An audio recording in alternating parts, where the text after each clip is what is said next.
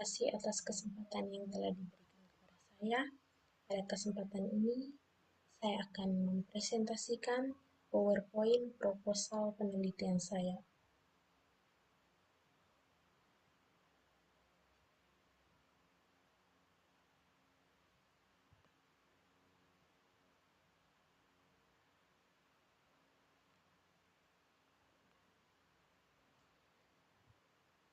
Saya atas nama Francisca Borgiana Firman dengan NIM 2301050042 dari kelas B semester 5 program studi pendidikan fisika. Di sini judul yang saya ambil, pengembangan lembar kerja peserta didik LKPD berbasis Problem Based Learning PBL dalam pembelajaran fisika pada materi usaha dan energi.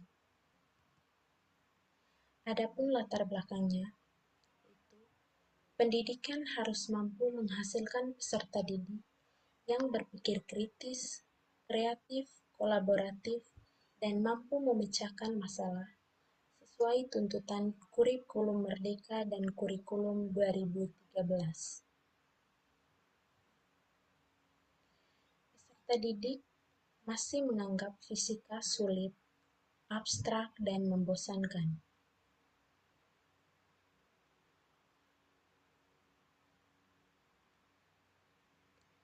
Melalui penelitian terdahulu yang dilakukan oleh penelitian sebelumnya, LKPD yang digunakan masih hanya berupa ringkasan materi dan soal latihan, dan LKPD yang digunakan belum berbasis kegiatan pemecahan masalah dan belum sesuai karakteristik peserta didik.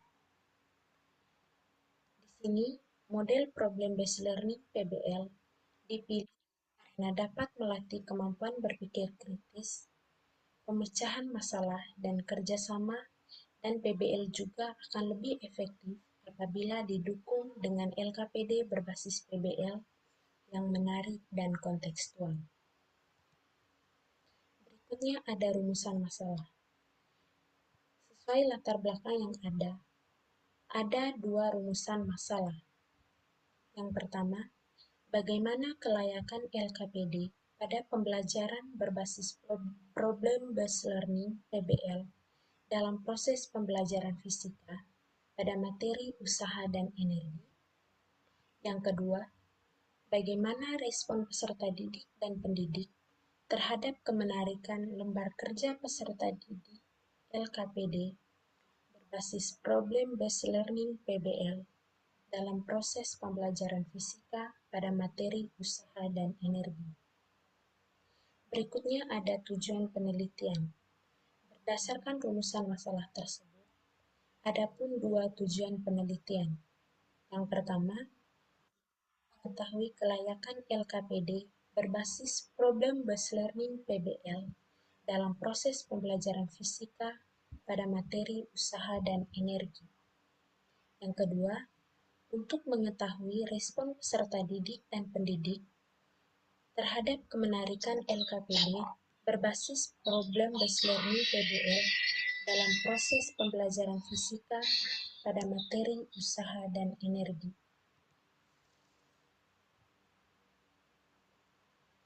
Berikutnya ada landasan teori. Di sini untuk landasan teorinya saya mengambil dari kerangka berpikir. Kerangka berpikir dalam penelitian dan pengembangan ini dimulai dari permasalahan yang terjadi di SMA Negeri 1 Sambirampas, yaitu peserta didik mengalami kesulitan dalam memahami materi usaha dan energi, baik konsep fisika maupun perhitungan. Dari permasalahan tersebut, peneliti memberikan solusi, yaitu mengembangkan produk berupa LKPD berbasis Problem Based Learning PBL dalam proses pembelajaran fisika pada materi usaha dan energi. Dengan solusi tersebut, diharapkan peserta didik memahami materi usaha dan energi, baik konsep fisik maupun perhitungan, sehingga peserta didik tertarik dengan LKPD yang dikembangkan. LKPD ini dapat digunakan sebagai bahan ajar untuk memfasilitasi pendidik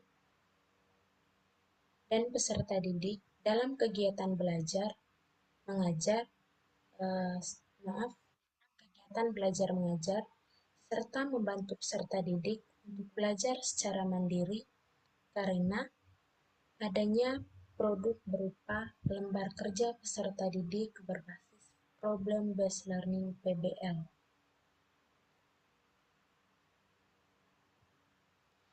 Dengan adanya produk ini, proses pembelajaran fisika pada materi usaha dan energi yang akan dikembangkan oleh peneliti, peserta didik itu sangat membantu peserta didik untuk belajar secara mandiri. Nah, melalui tahapan PBL ini, peserta didik dihadapkan pada masalah nyata terkait usaha dan energi, kemudian mereka diarahkan untuk menganalisis, merancang percobaan, dan menarik kesimpulan berdasarkan data yang diperoleh. Dengan demikian, LKPD berbasis PBL dapat meningkatkan pemahaman konsep, kemampuan berpikir kritis, dan kemandirian belajar peserta didik. Dengan penerapan LKPD berbasis PBL ini, diharapkan pembelajaran fisika menjadi lebih bermakna, interaktif, dan relevan dengan kehidupan sehari-hari, khususnya dalam meningkatkan hasil belajar pada materi usaha dan energi di kelas 10 SMA Negeri 1 Sambirampas. Lokasi penelitiannya di SMA Negeri 1 Sambirampas, Desa Satarnawang, Kecamatan Sambirampas. Waktu penelitiannya itu dilakukan pada semester ganjil tahun ajaran 2025-2026.